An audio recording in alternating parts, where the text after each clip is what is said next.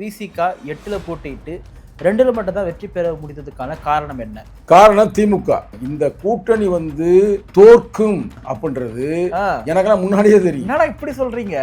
ஏன்னா அவங்க தொடர்ந்து தலித்து விரோத அரசியல பண்ணாங்க. இத பல முறை சொல்லி எங்க கட்சிக்காரனும் கேட்கல. ஓப்பனா சொல்ல போன தலைவரை தவிர. ஆனா இந்த 2ஆம் கட்ட தலைவர் ஒரு சில பேரு இந்த திமுக போடும் எலும்பு துண்டு. இப்படி பேசுறீங்க? என்ன சங்கத்தமிழ் எப்பயுமே உண்மைதான் பேசுவேன். உண்மையை தவிர இவர் எதுவும் பேச மாட்டேங்குது. புரட்சி அம்பேத்கர் பயன்படுத்திய வார்த்தை. கட்சியில் இருக்கிற சில 2ஆம் கட்ட தலைவர்கள் ஒரு சில பேர் தனது சுய லாபத்திற்காக தான் குடும்ப லாபத்திற்காக, ஏன்னா இங்க தலைவரை சங்கத்தமிழனுக்கு எதை பேசணும், எப்ப பேசணும், எப்படி பேசணும், யார்கிட்ட பேசணும்னு தெரிஞ்சுதான் பேசுவார். ஏங்க விஜய் ரெட் கார்பெட் போட்டு அழைக்கவில்லையா? அழைச்சாரு, வாங்கன்னு கூப்பிட்டாரு. அண்ணன் திருமா மனசு நம்ம கிட்ட தான் இருக்குன்னு சொன்னாரு. இதுக்கு மேல எங்க கூட முடியும்? அப்ப அவர் தலைவர் போயிருந்திருந்தால் அப்படியே கற்பனை பண்ணி பேசி போயிட்டாருங்க. சாதாரண 10 எம்எல்ஏ, சாதாரணமா 10 எம்எல்ஏ இல்ல, 20 எம்எல்ஏ. இல்ல நான் சொல்ற சாதாரணமா அப்படி சொல்ல 20 எம்எல்ஏ சாதாரண 20 எம்எல்ஏ வந்திருந்தோம்னா இன்னைக்கு அவரே ஆட்சி அமைக்க முடியும்ல. ஆட்சி அமைக்க முடிச்சிருந்தா இன்னைக்கு என்ன இருக்கு? ஒரு துணை முதல்வருக்கு தலைவர் கிடைச்சிருந்தா 2-3 அமைச்சர். அவரே சொன்னார் ஆட்சியிலும் பங்கு அதிகாரத்திலும் பங்கு ஏற்கனவே சொன்னார்ல. எடுத்து குட்டிச்சவராக்கினது யாரு? அதுதான் அந்த எலும்பு துண்டு. இப்ப நீ கேட்டீங்களே எலும்பு துண்டு யாருக்கு போட்டாங்க, யாரு சாப்பிட்டாங்கன்னு சொன்னீங்கல்ல, அதுதான் இது. பார்க்கறவனுக்கு புரியும். என் மக்களுக்கு நாங்க செய்ய வேண்டியதை விஜய் செய்திருக்கிறாருங்க. இன்னைக்கு 44 ரிசர்வ் தொகுதியில ஏறக்குறைய 35 ரிசர்வ் தொகுதியில வெற்றி. அதே மாதிரி பொது தொகுதியில போய் தலித்தை நிப்பாட்டி இருக்கிறாரு. ஆக மொத்தம் அவர் 108 தொகுதியில 70க்கு மேற்பட்டவர்கள் தலித்துகள். இதுதான் நாங்க விரும்புறோம். இதுக்கு மேல வேற என்ன வேணும்? ஏங்க நான் ஓப்பனா சொல்றேன் பிரதர், நீங்களும் பெரிய மீடியா வச்சிருக்கீங்க, வாய்ஸ் ஆஃப் தமிழ்நாடு. புரட்சி அம்பேத்கருடைய போட்டாவை பொது வீதியில தளபதி ஸ்டாலின் தூக்கி காட்டுவாரா? காட்டதில்லை. எடப்பாடி காட்டுவாரா? காட்டதில்லை. விஜய் காட்டினாரா? காட்டலையா? காட்டினாரு. அதைத்தான் குத்திட்டாங்க. ஒடுக்கப்பட்ட மக்கள் தான் ஓட்ட குத்துறேன். அப்ப நீ அவங்களுக்கே எதிர்ப்பா செஞ்சனா நாங்க எந்த வகையிலும் குறைச்சலா? நாங்க அந்த கட்சி ஒண்ணு கூட்டின ஒரு கட்சி இருக்குது, அந்த கட்சியோட நாங்க குறைவா? யாரு? தேமுதிக. அப்ப அவங்கள விட நாங்க வலிமையா இருக்கிற எல்லா இருந்தும் கூட அப்ப எங்களுக்கு ஒதுக்கப்பட்ட தொகுதி சரியா? இவருக்கு வேற வழி இல்ல. எங்க தலைவருக்கு போய் 8 தொகுதி வாங்கிட்டு வந்துட்டாரு. சரி வாங்கணும்னு நின்றாரா? இவர் கேட்ட தொகுதியை கொடுத்தாங்களா? அரூரை கேட்டா அப்பயே எங்களுக்கு தெரியும் பிரதர், இது ரூட் வேற பகிட்டு போய்கிட்டு இருக்குன்றது தெரியும். தளபதி ஸ்டாலின் தொகுதி எந்த தொகுதி? கொளத்தூர். இப்ப நெட்ல போட்டு பாருங்க. அங்க ஒடுக்கப்பட்ட மக்கள், தலித்து மக்கள் எவ்வளவு பாருங்க. வேற பெரும்பான்மை நம்பர்ஸோட சொல்ல 62,000 பேர் இருக்கிறாங்க. 62,000 பேர் ஓட்டுல 2,000 ஓட்டு கூட போடல. ஏன் குடிக்கல? ஏன் மக்களுக்கு அங்க வேங்க வயல்ல பீ தண்ணியை குடிப்பாங்க, அதை தட்டி கேட்டா அவனே குற்றவாளின்ப. அப்ப நாங்க அமைதியா இருப்போமா? குத்துவோம். இங்க புரியுது. இதை நாங்க பேசிதானே எங்களுக்கு குத்திருப்பாங்க. நாங்க பேச தவறிட்டோம். அதுக்கு உங்க தைரியமா இப்ப நான் பேசின போது விமர்சனம் பண்றீங்களா? நான் உள்கட்சிக்குள்ளே வைக்கிறேன். இப்ப சங்கத்தமிழ் பேசுறதுக்கு தைரியம் இருந்தா நேருக்கு நேரம் விமர்சனம் பண்ணுங்க. எவன் பிய கலக்கிறதுக்கு முக்கியமா இருந்து போராடினா கலக்கடான்னு சொன்னான் பாருங்க, அவனுக்கே சீட் கொடுத்தாங்களா? கொடுக்கலையா? இதெல்லாம் நான் பேசுனா கூட்டணியில இருந்து பேசிட்டாரா, கூட்டணியில இருந்து பேசிட்டாரா, ஊர்ல இருந்து இல்லையா? மக்களையே நீ ஒரு மயிரும் செய்யலையே, அப்புறம் நாங்க பேசாம என்ன பண்ண முடியும்? நான் அடிமையா? பல பேர் பார்த்தீங்கன்னா இன்னமும் திமுக இந்த மாதிரி பண்ணிடக்கூடாதா? விஜய்க்கு விசிக்கு ஆதரவு கொடுக்க கூடாதா? விஜய் அபுரா இபரான எழுதுறாங்கல்ல, என்ன சொல்லலாம்? யார் எந்த பைத்தியம் பண்ணுது? யாரு பைத்தியக்காரங்க பேர்லாம் படிச்சா ஒரு 10-20 பேர் தேரும். இருக்குடி, உங்களுக்கு இப்பதான் இருக்குது. பொறுமையா இருங்க. நீ யாரான்றது எங்களுக்கு தெரியும். லிஸ்ட் ஆடுன்னு ஆட்டத்துக்குலாம் இருக்குது. இவ்வளவு கேவலமா பேசினாங்க. இவர் பேச்சுக்கெல்லாம் பதில் சொல்றதான்னு இவரை பேச அவாய்ட் பண்றாங்களாம். ஆனா வச்சாம்பாரு ஆப்பு, எங்க வைக்கிற இடத்துல வச்சான்ல, அது சிறப்பான ஆப்புகள்ங்க. இந்த நேரத்தில் நான் ஒரே ஒரு கேள்வி நீ கேட்கல, நான் கேட்கிறேன். என்னத்த சொல்றது? கேளுங்கண்ணா. என்னத்த சொல்றது? இல்ல எங்க கட்சியில சில பேர் 2ஆம் கட்ட தலைவர்லாம் இருக்கிறாங்க. இதெல்லாம் ஒரு பொழப்பான்னு கேட்கிறேன். இல்ல சீரியஸா கேட்கிறேன். நான் மனச்சாரி கேட்கிறேன் பிரதர். உன் வீட்டுல நீ திம்பியாடா பீத்தி நீ குடிப்பாடா? குடிக்க மாட்டேன். அப்புறம் அவன் குடிச்சிருக்கிறானே, அப்போ உன் மக்கள் குடிச்சிருக்கிறானே, அவனால இன்னைக்கு நீலாம் இன்னைக்கு டெவலப்பா இருக்கிறீங்க. அப்ப நீங்க போய் கேட்டிருக்கணும்ல. எத்தனை பேர் கேட்டாங்க? விஜயவர்களுக்கு நீங்க ஆதரவு கொடுப்பீங்களா?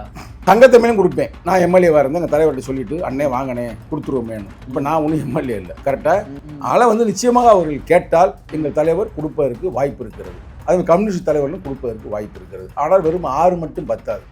இன்னும் ஒரு 5 இருக்காங்கல்ல. அப்போ காங்கிரஸ் இவங்கெல்லாம் சேர்ந்து கொடுத்தால் நாகரிகமானது. ஏன்னா அவங்க இல்லாட்டினா அந்த போயிட்டு இருக்கிற ஆளுகளை சேர்க்கலாம். அதாவது பாமக 4 பேர், பிஜேபி இருக்கிற 1, சில பேரை உடைச்சு கூட கூட்டு வர முடியும், சேர்க்கலாம். அதை விட இது ஜாட் ரீதியாக இருக்கும், சிறப்பாக இருக்கும். நிம்மதி ப்ராப்பர்ட்டி மேனேஜ்மெண்ட் உங்கள் பழைய வீட்டை புதிய வீடாக மாற்றலாம் வாங்க. வாய்ஸ் ஆஃப் தமிழ்நாடு பார்வையாளர்களுக்கு வணக்கம். இன்றைய சிறப்பு நேர்காணலில் நம்முடன் இணைந்திருப்பவர் விசிகாவின் மாநில இளைஞரணி செயலாளர் திரு சங்க தமிழன் அவர்கள். வணக்கம். வணக்கம். மகிழ்ச்சியா இருக்கீங்களா? நான் எப்பவுமே மகிழ்ச்சியாக இருப்பேன். நான் புத்தனுடைய ஃபாலோவர்ஸ். எங்களுடைய முக்கியமான கோட்பாடு எப்போதுமே மகிழ்ச்சியாக இருப்பது. அதனால இப்பயும் மகிழ்ச்சியாக தான் இருக்கீங்க? எப்பயும் மகிழ்ச்சி. இப்போ எலெக்ஷன் ரிசல்ட், விஜய் வந்து முதலமைச்சராக போறாரு. விசிகா 8ல் போட்டிட்டு 2 வந்து வெற்றி பெற்றிருக்கீங்க. ஒவ்வொன்றா பார்க்கலாம். முதல்ல வந்து விசிகா 8ல் போட்டிட்டு 2ல் மட்டும் தான் வெற்றி பெற முடிந்ததுக்கான காரணம் என்ன? காரணம் திமுக. திமுகவா? உங்களை தோக்க வச்சிட்டாங்களா? திமுகவுக்கு மேல் இருக்கின்ற அந்த வெறுப்பு அரசியல் திமுக வந்து மக்கள் வந்து விரும்பலை. அதான் எதார்த்தம். நான் களத்தில் தானே பார்க்குறேன்ல. அதில் இவங்க தெரியாமல் நிறைய பேர் எங்கள் வேட்பாளர் போகும்போது அவங்க என்னவா சொல்லியிருக்காங்க, வேட்பாளர் மட்டும் எங்கிட்ட அனுப்பிடுங்க, நீங்களாம் விடுதலை சிறுத்தைகள்லாம் போய் அங்கங்கே போய் மற்ற இடங்களில் போய் நீங்கள் பாருங்கள், நாங்கள் கூட்டி போய் ஜெயிக்க வைக்கிறேன் அப்படின்னு நினைக்கிறான். அப்போ என்கிட்ட வந்து சொல்கிறாங்க, அண்ணன் இதுமாரி சொல்கிறாங்க அப்படின்னு. நான் சொன்னேன், அவங்கள பார்த்தா தான்டா மக்கள் வெறுப்பில் இருக்கிறாங்க, நம்ம மேலே இல்லை. விடுதலை சிறுத்தைகள் மக்களின் தொண்டர்கள், விடுதலை சிறுத்தைகள் மக்களோடு மக்களாக பழகுபவர்கள், உழைக்கும் வர்க்கம். ஆனால் நம்மளை பொதுமக்கள் ஆதரிப்பாங்க. அது தெரியாமல் சொல்கிறாங்கடா, ரிசல்ட் அப்போ பார்த்துக்குறோங்கடா, அவங்க என்ன சொன்னால் கேட்டு நடங்கடா. ஏன்னா அவங்க பெரியண்ணன் தோரணில் பேசும்போது நம்ம அவங்கள்ட்ட வந்து எதுவும் பேச தேவை அப்படின்னு சொன்னவங்க சங்கத்தமிழ். அதனால் முழுக்க 8 தொகுதியில் நாங்கள் 2 மட்டுமே வெற்றி பெற்றதுக்கு காரணம் திராவிட முன்னேற்ற கழகம் என்ற ஆளுங்கட்சிக்கு எதிர்ப்பான அந்த ஒரு அலை இருக்குங்களா, எதிர்ப்பாளர்கள். அது எல்லா பக்கம் சொல்லிட்டு வச்சுக்குதோ, அது எங்களை பாதித்து விட்டது. ஓஹோ. ஆனா என்ன தகவல் வருதுன்னா, எஸ்சி சமுதாயத்தை சார்ந்த மக்கள் பெரும்பான்மையா விஜயை ஆதரிச்சிருக்காங்க அப்படின்றது கண் கூட பார்க்க முடியுது. ரிசர்வ் தொகுதி வெற்றி பெற்றிருக்காரு, பொது தொகுதியிலுமே தலித் நீக்க வெற்றி பெற்றிருக்காரு, போன விஷயங்கள் நடக்குது இல்லையா? அப்போ மக்கள் வந்து திமுக விரும்பல, விசிக விரும்பல, விஜயை நாங்க விரும்புறோம், குறிப்பா பட்டியல் சமுதாய மக்கள் விஜயை நாங்க விரும்புறோம்ன்ற ஸ்டாண்ட் எடுத்துட்டாங்களோ? அதாவது நீங்க வெறும் பட்டியலின மக்கள் என்று அப்படி அடுத்தடுத்து வரேன் நான். அந்த பட்டியலின மக்கள் வந்து எப்படின்னா ஒரு பேர் அறிவாளர்கள், மனித நேய மிக்கவர்கள், ஞான மரபினர்கள். அவங்க வந்து யாரை தேர்ந்தெடுப்பது, யாரை தேர்ந்தெடுக்க கூடாது, புறக்கணிக்க வேண்டும் என்பதை மிகவும் நுட்பமாக அறிந்தவர்கள். அந்த நுட்பமான அந்த நாலேஜில் தான் எங்க தலைவர் வந்து தொடர்ந்து வலியுறுத்தி வர்றாரு. என்ன வலியுறுத்தி வர்றாருன்னா, நம்ம வந்து ஒரு அறப்போரை செய்து கொண்டு இருக்கிறோம், மதச்சார்பின்மை அப்படின்ற ஒரு முற்போக்கு சிந்தனையில. ஆனா வந்து அந்த போருக்கு நீங்கள் எல்லாம் தயாராகுங்கள் அப்படின்னு தொடர்ந்து வலியுறுத்தி வருவார். சங்கு பரிவார்கள் இங்க வந்து வாழ ஆட்டக்கூடாது, ஆட்டினா ஒட்ட நறுக்கணும்னு. அப்ப அதை பூரா உள்வாங்கிக்கிட்டு, எங்க தலைவர் கருத்தை உள்வாங்கிட்டு அவன் கிளீனா வந்து விஜய் போட்ட ஓட்டு. அது உண்மைதான். அப்ப வந்து தலைவர் சொல்ற கருத்து நீங்க சொல்றது சூப்பரா இருக்குன்னு அண்ணன் திருமாவுடைய கருத்தை உள்வாங்கி இருக்காங்க. நான் ஏற்கிறேன். ஏன்னா பிஜேபிக்கு இடம் இல்லை தமிழ்நாட்டுல, அதை கண் கூட பார்க்க முடியுது. ஆனா அண்ணன் திருமா சொல்றதை ஏத்துக்கிட்டு விஜய்க்கு போட்டாம ஒரு ஓட்டு, திமுக போடல. அது மட்டும் இல்லாம நம்ம திருப்பியும் சொல்றேன், நான் வந்து இப்போ வந்து தேர்தல் முடிஞ்சு இதுக்கு மேலே நம்ம பேசியிருந்தோம்னா அது வந்து வேற மாதிரி கூட்டணிக்குள் குழப்பத்தை விளைவிக்கிறாருன்றவாங்க. கரெக்டா? இந்த கூட்டணி வந்து தோற்கும் அப்படின்றது எனக்கெல்லாம் முன்னாடியே தெரியும். என்னடா இப்படி சொல்றீங்க? ஏன்னா அவங்க தொடர்ந்து வந்து தலித்து விரோத அரசியலை பண்ணாங்க. நான் என்ன இப்போ சொல்றேன் அப்படின்னு சொன்னா தொடர்ந்து வலியுறுத்திட்டு இருக்கிறேன். இப்போ திராவிட முன்னேற்ற கழகம் மற்ற வேலைகள்லாம் நல்லா செய்யுது. அதாவது என்ன, பெண்களுக்கான உதவித்தொகை வழங்குவது, 8000 ரூபாய் கூப்பன் வழங்குவது, அதனால எந்த குறையுமே இல்லை. ஆனா தலித்து மக்களுக்கு விரோதமான ஆட்சி நடந்திருக்கு கடந்த 5 ஆண்டுகளாக. நீங்க இல்லைன்னு சொல்லுங்க, நான் ரெக்கார்டு சொல்லிட்டு 1 by 1 சொல்லுங்க. இதை பல முறை சொல்லி எங்க கட்சிக்காரனும் கேட்கல. ஓப்பனா சொல்ல போனா தலைவரை தவிர, தலைவரை புரியுது சங்கத்தினுடைய எந்த, ஏன்னா அந்த பல்கலைக்கழகத்தை நம்ம படிச்சிருக்கிறோம், அப்ப அவருக்கு புரியுது. ஆனா இந்த 2ஆம் கட்ட தலைவர் ஒரு சில பேரு இந்த திமுக போடும் எலும்பு துண்டு. எப்படி பேசுறீங்க? ஏன்னா சங்கத்தில எப்பயுமே உண்மைதான் பேசுவேன். கரெக்டா? உண்மையை தவிர இவர் எதுவும் பேச மாட்டேங்குது. புரட்சி அம்பேத்கர் பயன்படுத்திய வார்த்தை, புரட்சி அம்பேத்கரை விட நானா பெரிய அறிவாளியா இல்ல, அவருடைய புத்தகத்தை போய் படிச்சேன்னு தெரியும். நம்மள மாதிரியே இருப்பாங்க, நம்மளோடய இருப்பாங்க. ஆனா சில பேருடைய எலும்பு துண்டுக்காக நம்மளையே குறைப்பார்கள். யாரு? புரட்சி அம்பேத்கர் சொல்லியிருக்கிறாரு. ரைட்டா? அது மாதிரி எங்க கட்சியில இருக்கிற சில 2ஆம் கட்ட தலைவர்கள் ஒரு சில பேர் தனது சுய லாபத்திற்காக, தான் குடும்ப லாபத்திற்காக, ஏன்னா எங்க தலைவரை வந்து சங்கத்தமிழ் எனக்கு வழி இருக்குங்க. நாங்கள் 8 தொகுதி மூலம் நிற்கிறது கேவலமாக நினச்சேன். நான் தான் பேசினேன், டபுள் டிஜிட் கொடுக்கணும். டபுள் டிஜிட்லையும் தோல்வி. தோக்க வச்சது யாரு? டபுள் டிஜிட் கொடுக்காம செஞ்சது யாரு? எங்க தலைவர் கேட்காம இருந்தாரா? ஈரல குழுவை போட்டு நான் பேசணும்ல, யாரு கொடுக்கல? திமுக கொடுக்கல. அப்ப தோல்வி வருமா வராதா? ஒடுக்கப்பட்ட மக்கள் தான் ஓட்ட குத்துறேன். அப்ப நீ அவங்களுக்கே எதிர்ப்பா செஞ்சனா நாங்க எந்த வேலையும் குறைச்சலா? நாங்க அந்த கட்சி ஒன்று கூட்டின ஒரு கட்சி இருக்குது, அந்த கட்சியோட நாங்க குறைவா? யார்? தேமுதிக. அப்ப அவங்கள விட நாங்க வலிமையா இருக்கிற எல்லா இருந்தும் கூட அப்ப எங்களுக்கு ஒதுக்கப்பட்ட தொகுதி சரியா? இவருக்கு வேற வழி இல்ல, எங்க தலைவருக்கு போய் 8 தொகுதி வாங்கிட்டு வந்துட்டாரு. சரி வாங்கினோன்னுட்டாரா? இவர் கேட்ட தொகுதியை கொடுத்தாங்களா? இல்லையே. அரூரை கேட்டா அப்பயே எங்களுக்கு தெரியும் பிரதர், இது ரூட் வேற பகிட்டு போய்கிட்டு இருக்குன்றது தெரியும். அதே மாதிரி சங்கத்தமிழனுக்கு சீட்டு கொடுக்கணும்னு தலைவர் சொல்லியிருக்கிறாரு. அது தலைவரே என்கிட்ட சொன்ன வார்த்தை. ஆனா எனக்கு கொடுக்க கூடாம தடுத்தது யாருன்றதையும் தலைவர் என்று சொல்லியிருக்கிறாரு. ரைட்டா? அதை பண்ண ஓபன் பண்ண முடியாது. அப்ப தலைவர் மேல இருக்கிற அந்த நன்மதிப்பு கெட்டு போயிடும். தலைவர் அவர் சொல்றாரு, ஒரு சீட்டு உண்மையிலேயே கொடுக்கணும்னா உங்களுக்கு தான் கொடுக்கணும், கொடுக்கறதுக்காக நினைச்சேன், ஆனா முடியல. அப்ப திமுகவுடைய எலும்பு துண்டுக்கு வாலாட்டக்கூடியவர்கள் விசிகாவில் இருக்காங்களா? நீ ரொம்ப அறிவாளியா பேசுறோம்னு கேள்வி கேட்காத. ரைட்டா? கேட்கிறேன். ரொம்ப அடையோ அப்ப நம்ம பெரிய ஒரு வார்த்தையை விட்டுட்டாரு, அந்த வார்த்தையை பிடிச்சி அப்படி டெவலப் பண்ற மாதிரி கேட்காது. உலகம் அறிஞ்ச உண்மை. அதுல எழுதுவாங்க, கமெண்ட்ஸ்ல யாருன்னு பேர் எழுதுவாங்க. ரைட்டா? நாங்களாம் இந்த கட்சிக்காக உழைப்பை கொடுத்துருக்குறோம், காசை கொடுத்துருக்குறோம், பொருளாதாரத்தை கொடுத்துருக்குறோம், எல்லாத்தையும் கொடுத்துருக்குறோம். ஆனா எதுவுமே இல்லாம சில பேர் இன்னைக்கு எங்கெங்கயோ இருக்கிறாங்க. அதனாலதான் இந்த சிக்கலே. ஏங்க விஜய் ரெட் கார்பெட் போட்டு அழைக்கவில்லை? அழைச்சாரு, வாங்கன்னு கூப்பிட்டாரு. அண்ணன் திருமா மனசு நம்ம கிட்ட தான் இருக்குன்னு சொன்னாரு. இதுக்கு மேலே எங்க கூப்பிட முடியும்? அப்ப அவர் தலைவர் போயிருந்திருந்தால் அப்படியே கற்பனை பண்ணி பேசுங்க. போயிட்டாருங்க. சாதாரண 10 எம்எல்ஏ, சாதாரணமா 10 எம்எல்ஏ இல்ல, 20 எம்எல்ஏ. இல்ல நான் சொல்ற சாதாரணமா அப்படி சொல்ல 20 எம்எல்ஏ சாதாரண 20 எம்எல்ஏ வந்திருந்தோம்னா இன்னைக்கு அவரே ஆட்சி அமைக்க முடியும்ல. ஆட்சி அமைக்க முடிச்சிருந்தா இன்னைக்கு என்ன இருக்கு? ஒரு துணை முதல்வருக்கு தலைவர், 2-3 அமைச்சர். அவரே சொன்னார் ஆட்சியிலும் பங்கு அதிகாரத்தின் பங்கு ஏற்கனவே சொன்னார்ல. எடுத்து குட்டிச்சவராக்கினது யாரு? அதுதான் அந்த எலும்பு துண்டு. இப்ப நீ கேட்டீங்களே, எலும்பு துண்டு யாருக்கு போட்டாங்க, யாரு சாப்பிட்டாங்கன்னு சொன்னீங்கல்ல, அதுதான் இது. பாக்குறவனுக்கு புரியும். புரியுதா? ரொம்ப உள்கட்சியை ரொம்ப வச்சு செய்யக்கூடாது. அதுல ஒரு ஜனநாயகம் இருக்குது. ரைட்டா? நாங்க பயந்தோம்னா பேசுவோமா? பேச மாட்டீங்க. அப்புறம் இதுவே ஜனநாயகம். இன்னமும் அவங்க என்ன செய்யலாம். புரட்சி அம்பேத்கர் என்ன சொல்லியிருக்கிறாருன்னா, உன்னை ஒருத்தன் அடிமை என்று நினைத்தால் அவனை அழிக்கும் ஆயுதமாக நீ ஏன் மாறக்கூடாது. நாங்க அம்பேத்கர் கோட்பாட்டை சும்மா அப்படி படிச்சு போட்டு உட்கார்ந்து இருக்கிற ஆள் இல்லை. இந்த புக்கில் என்ன இருக்கிறாங்க? கருத்தியலும் நடைமுறையும் அமைப்பாய் திரளுவோம். வெறும் கருத்தை மட்டும் பேசிக்கிட்டு தலை நிமிர சேரி திரளும் அன்று தலைகீழாய் நாடு புரளும் சொன்னா பத்தாது. நடைமுறைப்படுத்தணும், செயல்படுத்தணும். அதுக்கு பேர் அமைப்பாய் திரளுவோம். எங்க தலைவர் அப்படிதான் எங்களை அரசியல் படுத்திருக்காரு. சில பேருக்கு புரிய நம்ம என்ன செய்யறது? ஏன்னா அழகான வாய்ப்பு, நல்ல வாய்ப்பு. அந்த வாய்ப்பை பயன்படுத்தி எங்க தலைவரும் போவதற்கு தயாராக இருந்தாருங்க. ஓப்பனா சொல்றதுக்கு என்ன, காட்டுமலர் கோயில் நிக்கிறேன்னு சொன்னாரு. அப்புறம் வந்துட்டாரு. அதெல்லாம் நம்ம பேசினோம்னா பிரதர் ரொம்ப நான் உங்கள்கிட்ட பேசுறேன்ல, இது உங்களுக்கு அதிர்ச்சியா இருக்கு கேட்கறேன். அப்படி நான் பேசுறது இல்லை. என்னுடைய கோபத்துல வெறும் 10 விழுக்காடு தான் காட்டுறேன். 10 விழுக்காடு.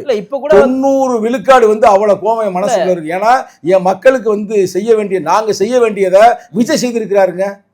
இன்னைக்கு 44 ரிசர்வ் தொகுதியில ஏறக்குறைய 35 ரிசர்வ் தொகுதியில வெற்றி. அதே மாதிரி பொது தொகுதியில போய் தலித்தை நிப்பாட்டி இருக்கிறாரு.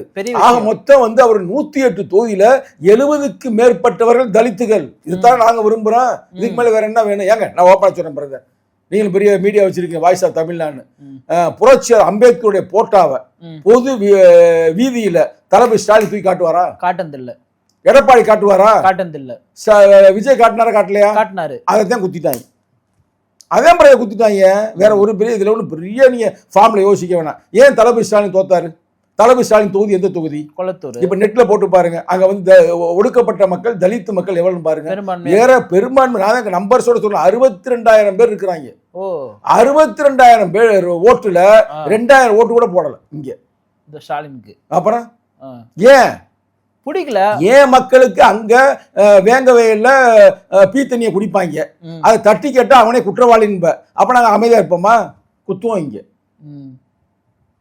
புரியுது? இதை நாங்க பேசிதானே எங்களுக்கு குத்திருப்பாங்க. நாங்க பேச தவறிட்டோம். அதுக்கு உங்க தைரியம். இப்ப நான் பேசின போது விமர்சனம் பண்றீங்களா?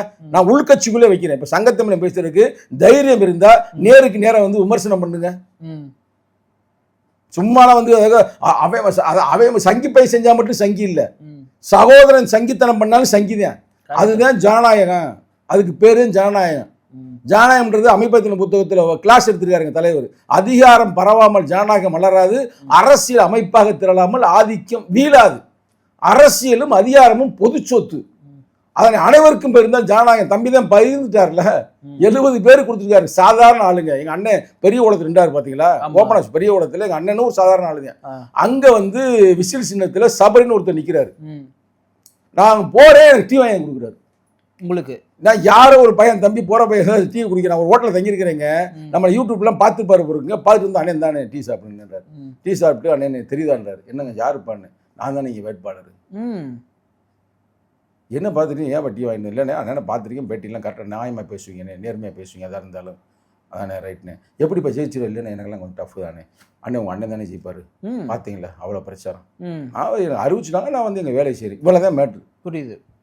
நீ ஜெயிச்சிட்டாரு. எப்படி ஜெயிச்சாரு? எப்படி ஜெயிச்சாரு உங்களுக்கு கேட்குறேங்க. மக்கள் ஓட்டு போட்டுறாங்க. இப்போதான் கரெக்டாக பாயிண்டை பிடிச்சிங்க. மக்கள் ஓட்டை போட்டிருக்காங்க. ஏன் மக்கள் ஓட்டு போட்டிருக்காங்க? திமுக பிடிக்கல, விஜயை பிடிக்குது. ஏன் திமுக பிடிக்கல? உங்க மக்களுக்கு எதிராக இருக்கு. கரெக்டாக பாயிண்டை பிடிச்சிட்டீங்களா? இதுதான் இதை தொடர்ந்து நான் பேசுனா பேசலையா? பேசுனீங்க. அப்போ என்ன நினச்சிருப்பாங்க, இவனுக்கு ஏதோ திமுக எடுத்து பேசுறதே அவனுக்கு வேலையா இருக்கு, நம்ம நல்ல வேலை புண்ணியம் பண்ணாங்க எவ்வளோ சொல்லி சங்கத்தில் சீட்டை கொடுக்காரன்னு எடுத்துருக்காரு. உங்களுக்கு வாழ்த்துக்கள். இந்த நேரத்தில் உங்களை நான் பாராட்டு. நானும் அந்த மக்களுக்கு உழைக்குன்னு வந்திருக்கிறேன். இங்கே ஒன்றும் ஆட்டை போடணும் நீங்கள் வரல. நம்மளால் முடிஞ்ச வரைக்கும் ஏழை பிள்ளைகளுக்கு ஒரு படிப்பை சொல்லி படிப்புக்கான வழி வகுப்போம், இல்லை ஒரு வேலை வாங்கி கொடுப்போம், நம்ம சொந்தமாக செஞ்சுக்கிட்டு இருக்கிறோம். இது வரைக்கும் தம்பி உங்களோட முதல் சொல்கிறேன், இது வரைக்கும் நான் துபாயில் இருந்தது 25 வருஷம். ஏறக்குறைய 10,000 பேருக்கு ஃப்ரீ விசா கொடுத்துருக்குறேன். நான் நிறைய பேர் சொன்னானே 10,000 விசாவுக்கு நீங்கள் ஒரு விசாவுக்கு ஒரு 50,000 வச்சா எங்கேயே போக முடியும், கணக்கு ஏன்னா வாங்கலை அப்படின்னாங்க. அந்த 10,000 பேரில் வெறும் தலித்துக்கு மட்டும் செய்யலை, தலித்துக்கு ஒரு 50% தான் இருக்கு, 50% நான் தலித்து தான். அப்போ யோசித்து எதுக்கு நம்ம செய்கிறோம்? ஆனால் இப்போ நம்ம செய்ய முடியல. இன்னமும் ஓப்பனாக சொல்லி தலைவர் ரெஃபரன்ஸ் பண்ணியே பல பேருக்கு வேலை வாங்கி கொடுத்துருக்கு. ஆனால் சொல்லக்கூடாது அந்த நேரத்தில், அது அசிங்கமாக இருக்கு. எழுச்சி தமிழர் அந்த காலத்தில் சொல்லி இந்த வேலை வாங்கி கொடுப்பா அப்படின் போது வேலை வாங்கினது யாரு? தலைவருடைய சொந்தக்காரத்துக்கே வேலை வாங்கி கொடுத்துருக்குறோம். ஆனால் இப்போ ஒன்றுமே செய்ய முடியல. நமக்கே வேலை கிடைக்குமான்ற மாதிரி நம்ம சூழ்நிலை இருக்குது. ஓப்பனாக மறைச்சு பேசிருக்கல, அவ்வளோ பொருளாதார நசிவுகள் இருக்குது. ஏன் அதை பற்றி நம்ம தப்பாக எடுக்கல? புரட்சி அம்பேத்கர் உண்மையை உள்வாங்கியிருக்கிறேன். இந்த மக்களுக்கு ஏதாவது செய்யலான்னு வந்தோம்னா, ஆனால் இவங்களும் செய்ய மாட்டாங்க, செய்ய விட மாட்டாங்க. இப்போது விஜய் அவர்களுக்கு பார்த்தீங்கன்னா பெரும்பான்மைக்கு ஒரு 11 இடம் தேவைப்படுது, உங்ககிட்ட 2 இடம் இருக்குது. ஆனால் திருமாவுடைய அறிக்கை நான் படிக்கும்போது கூட்டணி ஆட்சி தமிழ்நாட்டில் அமைஞ்சிருக்கிறது சந்தோஷம்னு சொல்கிறாரு. விஜய் அவர்களுக்கு நீங்கள் ஆதரவு கொடுப்பீங்களா? சங்கத்தமையும் கொடுப்பேன். நான் எம்எல்ஏவாக இருந்தேன், எங்கள் தலைவர்கிட்ட சொல்லிட்டு அண்ணே வாங்கினே கொடுத்துருவோமேனு. இப்போ நான் ஒன்றும் எம்எல்ஏ இல்லை, கரெக்டாக. இப்போ 2 எம்எல்ஏ எங்கள்கிட்ட இருக்கிறாங்க. கம்யூனிஸ்ட் ஒரு 4 எம்எல்ஏ இருக்கிறாங்க, 2+2 6 பேர். எங்கள் தலைவர் சொன்னால் கம்யூனிஸ்ட்காரன் கேட்பாங்க. ஒரு புரிதலோட கோட்பாடு, கட்சி பேர் வெவ்வேறு பேர், ஆனால் கொள்கை கோட்பாடுகள் எல்லாமே ஒன்று தான். ஆனால் வந்து நிச்சயமாக அவர்கள் கேட்டால் எங்கள் தலைவர் கொடுப்பதற்கு வாய்ப்பு இருக்கிறது. அது கம்யூனிஸ்ட் தலைவர்களும் கொடுப்பதற்கு வாய்ப்பு இருக்கிறது. ஆனால் வெறும் 6 மட்டும் பத்தாது, இன்னும் ஒரு 5 இருக்காங்கல்ல. அப்போ காங்கிரஸ் இவங்கெல்லாம் சேர்ந்து கொடுத்தால் நாகரிகமானது. ஏன்னா அவங்க இல்லாட்டினா அந்த போயிட்டு இருக்கிற ஆளுகளை வந்து சேர்க்கலாம். அதாவது பாமக 4 பேர், பிஜேபி இருக்கிற 1, சில பேரை உடைச்சு கூட கூட்டு வர முடியும், சேர்க்கலாம். அதை விட இது ஜாட் ரீதியாக இருக்கும், சிறப்பாக இருக்கும். ஆனா எங்க தலைவர் நிச்சயமாக ஒருவேளை பாமக 4 பேர் போயிட்டாங்க, ஒரு 2 பேர் தேவைப்பட்டதுன்னா அப்ப தலைவர் கொடுக்க மாட்டாரோ ஆதரவை? அவரு வந்து கொடுப்பாரா கொடுக்க மாட்டான்றது இங்க வந்து சங்கத்தில் கட்சியின் நிலைப்பாடா கேட்கறேன் நான் தனிப்பட்ட. அது எப்படியே கொடுப்பாரு? ஏங்க நாங்க ஏற்கனவே பாமக பிஜேபி இல்லாத கூட்டணியில் தான் இருப்போம்னு சொல்லியிருக்கிறோம்ல, அதுக்காக நாங்க போயிட்டு இருப்போமா? அதெல்லாம் கனவுல கூட நினைக்க வேண்டாம். ஒரு பொன்னான வாய்ப்பு வருது, அதை பயன்படுத்துவீங்களான்னு. அந்த வாய்ப்பை ஏற்கனவே விட்டுட்டோமே. பாமக விட்டுருங்க, உங்க சொல்ற 5+6 சொல்றேன். ஓகே, சிறப்பு தானே, அதான் வரவேற்கக்கூடியதானே. ஏன்னா ஒரு ஆட்சி நல்ல சிறப்பாக நடக்கணும்ல. ஆனா உங்கள சில பேர் விட்டுருங்க, பல பேர் பார்த்தீங்கன்னா இன்னமும் வந்து திமுக இந்த மாதிரி பண்ணிடக்கூடாதா, விஜய்க்கு வந்து விசிக்கு ஆதரவு கொடுக்க கூடாதா, விஜய் இபரான எழுதுறாங்கல்ல, என்ன சொல்லலாம்? யார் எந்த பைத்தியம் பண்ணுது? யாரு பைத்தியக்காரங்க பேர்லாம் படிச்சா ஒரு 10-20 பேர் தேடும். இருக்குடி உங்களுக்கு இப்பதான் இருக்குது பொறுமையா இருங்க. நீ யாரான்றது எங்களுக்கு தெரியும், லிஸ்ட்டு ஆடுன்னு ஆட்டத்துக்குலாம் இருக்குது. ரைட்டா, பொறுமையா இருப்பான், ஒன்றும் அவசரப்படுது. எனக்கு தெரியும் யாருன்னு, எவன் என்னென்ன பேசினா என்னென்ன ஆடு. இப்போ நான் கூட வந்து விஜய் எதிர்த்து தான் பேசியிருக்கிறேன். ஆனால் எங்கன்னா அநாகரியம் பேசுனது இல்லை. நான் திமுகவும் எதிர்த்து பேசியிருக்கிறேன். எங்கன்னா அநாகரியம் யாராவது பேசியிருக்கிறோமா? சங்கிகளை பேசுவோம், ரைட்டா. சங்கிகள் அப்படி பேசினா அந்த மொழி அவங்களுக்கு புரியும், ஜாதி வரி அவங்களுக்கு மொழி புரியும், சாதி வரியில் பேசுவோம், அவ்வளோதான், ரைட்டா. ஆனால் இவங்க நிறைய பேர் பேசியிருக்கிறாங்க. ஆனால் அதை நம்ம சொல்ல முடியாது, அது டிவிக்கில் இருந்து யாராவது சொன்னா தான் சிறப்பாக இருக்கும், கரெக்டாக. நம்ம வந்து பொதுவாக இருந்தேன் பார்க்குறேன், 2 பேர்ட்டும் பார்க்குறேன். அப்படிலாம் ஒருத்தன் ஏங்க இவ்வளவு கேவலமாக பேசினாங்க, இவர் பேச்சுக்கெல்லாம் பதில் சொல்கிறதான்னு இவரை பேச அவாய்ட் பண்ணுறாங்களாம். ஆனால் வச்சான் பாரு ஆப்பு, எங்கே வச்சான், வைக்கிற இடத்துல வச்சான்ல, அது வந்து சிறப்பான ஆப்புகள் தான். நான் வரவேற்கிறேன் பிரதர். நீ எடுத்து ஃபேஸ்புக்கில் பார்த்தாலே தெரியும், நான் 9:30 மணிக்கே ஒன்று போட்டிருந்தேன். அது எத்தனை பேர் கவனிச்சிங்கன்னு தெரியல, நான் பார்த்தேன். ரைட், கவனிச்சிங்களா? போட முடியுமா? ஒருத்தன் கூட்டம் இருக்கிற ஆள் போட முடியுமா? ஏன் போடுறேன்? எனக்கு இருக்கு ஏன் வழி எனக்கு தானே தெரியும். என் மக்களை வந்து நீ வேங்கவையில பிரச்சனை பண்ணீங்க, மேல்பாதையில பிரச்சனை பண்ணீங்க, சின்னத்துறைன்ற படிச்ச மாணவனுக்கு பிரச்சனை பண்ணீங்க. இது மாதிரி நடந்த ஏதாவது ஒரு நல்ல வண்டி ஓட்டினான்ற கையை வெட்டுனீங்க. ஏதாவது ஒரு இடத்துக்கு தமிழக முதல்வர் போனாரா? போலியே. நான் கேட்கறது வந்து உங்களுக்கு வந்து நகைச்சுவையா இருக்கலாம், திருப்பி நீங்க நக்கல் கூட பண்ணலாம். திருப்பியும் சொல்றேன், உங்க நாட்டுல உங்க ஆட்சிக்கு கீழே ஒரு இடத்துல ஒரு தண்ணி டேங்க்ல அவன் வந்து பிய கலந்து விட்டான். கலந்தவடே நான் கலந்தேன்னு போய் சொல்லும்போது நீ தாண்டா கலந்தேன்னு ஓ மேல குற்றச்சாட்டு சுமத்தி உங்களை வந்து முரளிராஜா வேலையை விட்டு தூக்குவ. அங்க இருக்கிற தம்பி 2 தம்பியில வந்து குற்றவாளின்னு அறிவிப்பீங்க. அப்ப அறிவிக்கிற இடத்துக்கு முன்னாடி நீ அந்த ஊருக்கு போய் அங்க என்ன நடந்துச்சு? ஆமா, அதானங்க ஒரு முதல்வருடைய பண்பு. இல்ல அவங்க வீட்டுல ஒரு இட்லி சாப்பிடுவா, கவலைப்படாதீங்க நான் பாத்துக்கிறேன், இதான மனிதன், இதான் விரும்புறேன். ஆனா நீங்க என்ன பண்றீங்கன்னா அங்க இருக்கிறவங்க சீட்டு கொடுப்பீங்க, எம்எல்ஏ சீட்டு. எவன் பிய கலக்கிறதுக்கு முக்கியமா இருந்து போராடினா கலக்கடான்னு சொன்னான் பாருங்க, அவனுக்கு சீட் கொடுத்தாங்களா கொடுக்கலையா? இதெல்லாம் நான் பேசுனா கூட்டணியில இருந்து பேசிட்டாடுறான், கூட்டணியில இருந்து பேசிட்டாடுறான், கூட்டுல இருந்து இல்லையா மக்களையே நீ ஒரு மயிரும் செய்யலையா, அப்புறம் நாங்க பேசாம என்ன பண்ண முடியும்? நான் அடிமையா? நான் உண்மையான அம்பேத்கரிஸ்டுங்க. அம்பேத்கரிஸ்ட்னா என்ன? அம்பேத்கரிஸ்ட்னா வெரி சிம்பிள்ங்க. விம்பளம் பலியிடப்படுவது ஆடுகளைத்தான் சிங்கங்களை அல்ல. சிங்கமாரன்னு சொல்லி கொடுத்தவரை எங்க அம்பேத்கர். இங்க வந்துட்டு நாங்க வந்துட்டு உங்கள்ட்ட வந்துட்டு சொல்லுங்கப்பா அப்படின்னு கேட்டுட்டு இருக்குமா? இனியாவது திருந்துங்களாடே, இருந்து நீயாவது ஒழுங்க மக்கள்கிட்ட நேர்மையா இருங்க. உழைக்கும் வர்க்கத்தை மட்டும் எதுக்காதீங்க. இன்னைக்கு இந்த படுதோல்விக்கு காரணமே யாரு தெரியுமில்ல? ஒடுக்கப்பட்ட மக்கள். நான் தைரியமா சொல்லுவேன். அங்க நீ பிய திண்டா குடிச்சாண்டா ஒன்றும் பிரச்சனைடா அப்படின்னு ஜாலியா இருந்த குத்துனால இங்க. ஆமா, குத்துனானா குத்தலையா? ஆமா. அப்புறம் குத்துரா அப்படின்னு சொல்றதுக்கு ஒரு ஆள் வர்றேன். இங்கே நம்ம விஜயை பாராட்டுறோம். சரிங்களா? அதனால வந்து விஜய்க்கு இன்னும் நல்லா கேட்டுங்க, நான் இன்னும் ரொம்ப நுட்பமா சொல்றேன். விஜய் அவர்களும் புரிஞ்சு கொள்ளணும், விஜய் கூட இருக்கிற ஆட்கள் மக்கள் உங்களை நம்புறாங்க. ஆமா, அந்த மக்கள் நம்புறாங்கன்னா அதுக்கு தகுந்த மாதிரி நீங்க செயல்படுங்க. அவன் சொல்றான் இவன் சொல்றான்னு நீங்க இன்னொரு ஆளுங்கட்சியுமே ஆகாம திமுக 2.0 வராதிங்க. எஸ், அதை நான் சொல்லக்கூடாது, அதை நீங்க சொல்லலாம் கரெக்டா நெறியாளர்ன்ற முறையில். உண்மையிலே நீ மக்களுக்கு நீங்க இது பண்ண எவ்வளவோ உயரத்திற்கு இல்ல, எனக்கே பெருசா நல்லது பண்ணுவார் நம்பிக்கை இருக்குது. ஒரு கரப்ஷன் இல்லாத ஒரு கவர்மெண்ட் கொடுப்பாருன்னு நம்பல. சகாயத்துல கூட பேசிட்டு இருக்காங்க. சகாயம் IAS எங்க ஊர்ல மதுரை மாவட்டம் மேலூர்ல சாதி வெறி பிடித்தவர்கள் மரத்தையே மலையவே உடைத்தார்கள். அதை ஒற்றை மனிதனும் தைரியமா கேட்டு நடவடிக்கை எடுத்த ஒரு மாபெரும் ஒரு அதிகாரி தான், ஒரு போராளி தான். அவரோட பேச்சுவார்த்தை நடத்துறாங்களாம். இது மாதிரி ஒரு பெரிய அறிவாளி எல்லாம் கொண்டு வந்து நீ இது பண்ணீங்கன்னா ஒரு சிறந்த ஆட்சியை இது தமிழகத்துல கொடுக்கலாம்.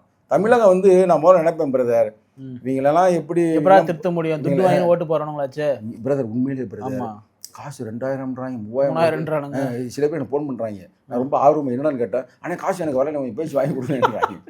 கேட்கக்கூடாதா? என்னடா அப்படி பண்றீங்க அப்படின்னா, அதோட நாம யாரும் நல்ல நினைக்கிறோமோ அவன் உரிமையை சொல்றேன். எங்க காசு எங்களுக்கு வரல, அங்க மட்டும் 5000 ரூபாய், எங்களுக்கு என்ன 2000 ரூபாய், இது வாக்காளர் உரிமை தொகை அப்படின்ற மாதிரி. ஆனா அம்பேத்கர் உங்களுக்கு வந்து ஒரு ஓட்டு ஒரு மதிப்புன்னு கொடுத்தாரு. 1 ஓட்டு 1 வேல்யூஸ் வாங்கி கொடுத்தாரு. ஆனா அந்த மதிப்பு இல்லாம ஓட்டை வித்தாங்க. ஆனா நம்ம மக்கள் அப்பதாங்க தெரியுது இது போன சும்மா வந்து பெட்டி கேஸ் மாதிரி, அதாவது இந்த பாக்கெட் மணி மாதிரி வாங்கி வச்சுக்கிட்டு அவன் எங்க குத்துமா குத்திட்டான்ல. அப்போ சூப்பராக தமிழரில் வந்து யாரும் நம்ம குறை சொல்ல முடியாது. இன்னைக்கு கூட நம்ம இவர் இருக்கார் அயோத்திதாச பண்டிதருடைய இன்றைய நினைவு நாள். கேள்விப்பட்டீங்களா? 5ஆம் தேதி. நீங்க என்னைக்கு போட போறீங்க தெரியல, நீங்க போறீங்க நாளைக்கு போடுறீங்களா? அயோத்திதாச பண்டிதர் என்னமா சொன்னாரு, இந்த நாட்டுல பிராமணன் வேஷ பிராமணன் இருக்கு, இந்த பிராமணரை கூட நம்பிடலாம், இந்த வேஷ பிராமணன் நம்பவே முடியாது, அவங்க தான் இந்த நாட்டுக்கே குட்டிச்சோரான காரணம்னாரு. அதே தான் இன்னைக்கு வந்து பிறந்த நாள் கார்ல் மார்க்ஸ். கார்ல் மார்க்ஸ் என்ன சொல்றேன்னா, இவன் வந்து குரங்கையும் நாயையும் சாமியா கும்பிடுறேன், ஆனா இங்க புரட்சி வெடிக்க பிறகு வாய்ப்பே இல்லைன்னாரு. ஆனா இன்னைக்கு வந்து ஒரு விரல் புரட்சி நடந்திருக்குங்க. ஒற்றை விரல், அதுக்கு பேரு புரட்சியை போட்டாங்க. அப்ப இவ்வளவுக்கு புரட்சி பண்ணியிருக்காங்கன்னா எனக்கு இந்த மக்கள் மேல எனக்கு நல்ல நம்பிக்கை இருக்கிறது. எங்க தலைவர் சொல்லுவார், விடுதலை யுத்தம் என்று வருகிறது, வீரனை தயாராகு, பல வீரர்களை தயாராக்கு, விடுதலை கிடைப்பது யுத்தத்தால், புதிய விதிகள் பிறப்பது ரத்தத்தால்னாரு. உண்மையில அது நடப்பதற்கான வாய்ப்புகள் சிறப்பாக இருக்கிறது. எச்சரிக்கையா இருங்க. அது மட்டும் நான் அந்த நேரத்துல இந்த திராவிட கட்சிகளுக்கு சொல்ல விரும்புகிறேன். 2 பேரும் காலி பண்ணிட்டாங்க. பாருங்களேன், சந்தோஷமா உங்களுக்கு 2 கட்சி காலியா வருது பிரதர். என் மக்கள் பாதிப்பு அடைஞ்சிருக்கிறேன், என் மக்கள் தூரப்பட்டிருக்கிறேன். நீங்க தானே எங்க மக்களை இது பண்ணி இழிவுபடுத்தினது. கேட்கலண்ணே, காலங்காலமா 2 பேர் வந்து எல்லாமே ஊழல் ஜாதி இது எல்லாத்தையும் 2த்துக்கு பொருந்தும். ஒரு ஃப்ரெஷ்ஷா ஒருத்தர் வந்து 2 பேரும் காலி பண்றாருன்னா மகிழ்ச்சி தானே. இப்ப எனக்கெல்லாம் சந்தோஷம். உங்களுக்கு சந்தோஷமானு கேட்கறேன். பிரதர், ஒரு கட்சியில நம்ம இருக்கிறோம், ஒரு கட்சி ஒரு கூட்டணியில ஒரு தர்மத்தில் இருக்குது. அப்படி இருக்கும் பொழுது நம்ம வந்து தர்மம் பேசினிருப்பீங்க. எலெக்ஷன் முடிஞ்சிச்சு அப்படிலாம் இல்ல. நம்ம அதுதான் இப்ப நமக்கு மத்தவங்களுக்குள்ள வித்தியாசம். எலெக்ஷன் முடிஞ்சாலும் பேசுவோம். இப்ப கூட நாங்க இவ்வளவு இதா பேசுறோம்னா அந்த கூட்டணி தர்மத்தோட பேசுறோம். அந்த கூட்டணி தர்மம் மட்டும் இல்ல, இந்த கோட நீங்க போடலைன்னா பல விஷயம் இருக்கு பிரதர். நேற்றுலாம் ஏதோ ஒப்பாரி வச்சாங்களாம் சில இடங்கள்ல. ஒப்பாரியும் ஓலமும் சேரிக்கு மட்டுமே சொந்தம் அல்ல அப்படின்னு தலைவர் சொன்னாரு. ஆனா சில இடங்கள் நேற்று ஓலமும் ஒப்பாரி நடந்து அறிவாலயத்திலயா அது எங்கன்றதை நீ தெரிஞ்சு நெறிய பெரிய ஆள் தானே நீங்க கண்டுபிடிச்சுக்கிறீங்க. சரிங்க, நாங்க எப்படி சொல்ல முடியும்? ரொம்ப ஆடிட்டாங்க. அது வந்து எந்த மாட்டுக்கிறது, அதுவும் குறிப்பாக எங்க தலித்து மக்களுக்கு எதிர்ப்பாக என்னமோ அவங்க. நான் பிரதர் 25 வருஷம் வெளிநாட்டில் இருந்தேன் பிரதர். 25 வருஷம் படிச்சனால பெருசாக நான் இன்வால்வ் ஆகலை. இதெல்லாம் வந்து பார்த்துட்டு எல்லாம் தூங்க முடியல பிரதர். ஓப்பனாக சொல்கிறேன், எப்படா சொந்த மக்கள் இப்படி குடிச்சு இப்படி இது பண்ணியிருக்கிறாங்க, அங்கே நல்லா படித்தேன்ற ஒரே காரணங்க வாயில் போய் வெட்டுறாங்க, புல்லட் ஓட்டினாங்க வெட்டுறாங்க. இது என்னடா நாடா, இது என்னது அப்படின்னு உண்மையிலே வந்து நம்மளால் ஒரு படித்து ஒரு கட்சியில் இருக்கனால இப்படி அமைதியாக இருக்க முடியல. நான் வெட்டி தான் அங்கே வேறு வழியே இல்லை. இதெல்லாம் நடக்கும். அப்போ யார் அரசாங்கம் தான் இதுக்கெல்லாம் ஸ்டெப் எடுக்கணும், போய் அதெல்லாம் சரி பண்ணணும்ல. ஆனால் இவங்க வந்து வேற ஏதாவது ஒரு பிரச்சனை டக்குன்னு அங்கே போய் அவங்க வீட்டுக்கே முதல்வர் போகிறது, அங்கே போய் இட்லி சாப்பிட்றது. பார்த்துருக்கீங்களா? டீக்கல்ல போய் இட்லி சாப்பிட்றது. நீங்கள் உண்மையிலே எங்கே போயிருக்கணும்? சின்னத்துறையோட வீட்டுக்கு போயிருக்கணும், வேங்க வயலுக்கு போயிருக்கணும். போயிருந்தீங்கன்னா இன்னைக்கு மக்கள் உங்களை கொண்டாடி இருக்காங்க. கொண்டாட மாட்டாங்களா? இந்த நேரத்தில் நான் ஒரே ஒரு கேள்வி நீ கேட்கல, நான் கேட்குறேன். என்னத்த சொல்றது? கேளுங்கண்ணா. என்னதை சொல்றது இல்ல, இவங்க கட்சியில சில பேர் 2ஆம் கட்ட தலைவர்லாம் இருக்கிறாங்க. இது நான் ஒரு பொழப்பான்னு கேட்கிறேன், இல்ல சீரியஸா கேட்கிறேன். நம்ம மனச்சாரி கேட்கிறேன் பிரதர். உன் வீட்டுல நீ திம்பியாடா பீத்தி நீ குடிப்பாடா? குடிக்க மாட்டேன். அப்புறம் அவன் குடிச்சிருக்கிறானே, அப்போ உன் மக்கள் குடிச்சிருக்கிறானே, அவனால இன்னைக்கு வந்து நீலாம் இன்னைக்கு டெவலப்பா இருக்கிறீங்க. அப்ப நீங்க போய் கேட்கணும்ல, கேட்டிருக்கணும்ல. எத்தனை பேர் கேட்டாங்க? நான் குறிப்பாக அவன் பேரை சொல்லலை, எத்தனை பேர் கேட்டீங்க? இல்லை அதே விட நான் அதுக்கே நான் கேட்கல. வேற எத்தனையோ பிரச்சனை, தாட்கோ பிரச்சனை இருக்கு. தாட்கோல எதுவுமே கொடுக்கறது இல்லையா? வர்ற பணத்தை பூரா மாத்தி விடுறாங்க. எந்த பக்கத்து சப்ளான் கிட்ட போகுதான். எவனு கேட்டாங்கன்னா ₹1 கேட்கறது இல்லை. இன்னும் விழாவாரியா பேசுவோம், பாப்பா இதுல எவனா வரட்டும், எங்களை ரொம்ப திட்டுறாரு இவரு அப்படின்னு சொல்லட்டும். அதுக்கடுத்து உங்களுக்கு விழாவாரியா யாரு என்ன ஏது எப்ப என்னென்ன செஞ்சான்னு ஃபுல் ரெக்கார்ட்ஸ் இருக்கு. எனக்கு ஒரு சந்தோஷம் என்னன்னா வந்து பொதுவா என்ன தான் திட்டுவாங்க விசிகா சார்ந்தவங்க, இன்னைக்கு உங்களையும் திட்டுவாங்களோன்னு டவுட்டா இருக்குது எனக்கு. என்ன எப்படி திட்டுவாங்க? இந்த பேட்டி பார்த்தா கோவம் வந்துடாது, எப்போ அது மாதிரிலாம் கூட்டணி வச்சு பேசலாம்னு சொல்லிட்டு கேட்க மாட்டாங்களா? தைரியம் இருந்தா வந்து நேர் என் நம்பரை போட்டு விடு, எனக்கு ஃபோன் பேசு. நான் யுத்தத்துக்கு ரெடியா இருக்கேன், சண்டை சீருக்கு போய் நான் ரெடியா இருக்கிறேன். கரெக்டா? இந்த வாங்க நேரடியாக ஃபோன் பண்ணுங்க. ஏங்க நீங்க எப்படி பேசி கேளுங்க, உன்னை கொண்டாந்து வச்சு நான் நீ இருக்கிற இடத்துக்கு நாங்களே வர்றேன், வந்து அன்பா உனக்கு விளக்கம் கொடுக்குறேன் என்னடா ஏதுடான்னு. இப்படி அதெல்லாம் அந்த காலம், இது வந்து இப்போ திரும்ப காலம். கரெக்டா? அதனால கொஞ்சம் எச்சரிக்கையா இருங்க. இப்போ நாங்கள் இம்ப்ளிமெண்ட் பண்ண போறோம் எல்லா வகையான இதை வெறுப்பு இல்லாமல். ஒரு விஜயே பண்றாரு, ஒரு சினிமா நடிகரே வந்து இன்னைக்கு வந்து மாற்றி அமைக்கிறாரு. தலை நிமிர சேரு திரளும் அன்று தலைகீழ நாடு புறம்னு எங்க தலைவர் சொன்னாரு. ஆனா தம்பி எந்த வகையான சவுண்டே இல்லாம அமைதியா எல்லா வேலையும் செய்யறாரு. அப்ப நம்ம அமைதியா இருக்கலாமா? இருக்கக்கூடாது. ஒரு நடிகர் செய்யறாருன்னா இத்தனை வருஷமா தலைவர் இருக்கக்கூடிய நம்ம இதோட எக்ஸ்ட்ரா செய்யணும், பல மடங்கு செய்யணும். இல்லைன்னா அதை வந்து அம்பேத்கர் பேரை உச்சரிப்பதற்கே நமக்கு அர்த்தம் இல்லாம போய்விடும். நிகழ்ச்சியில் பங்கேற்று உங்களுடைய பல்வேறு கருத்துக்களை பகிர்ந்தமைக்கு நன்றி. நன்றி, வணக்கம்.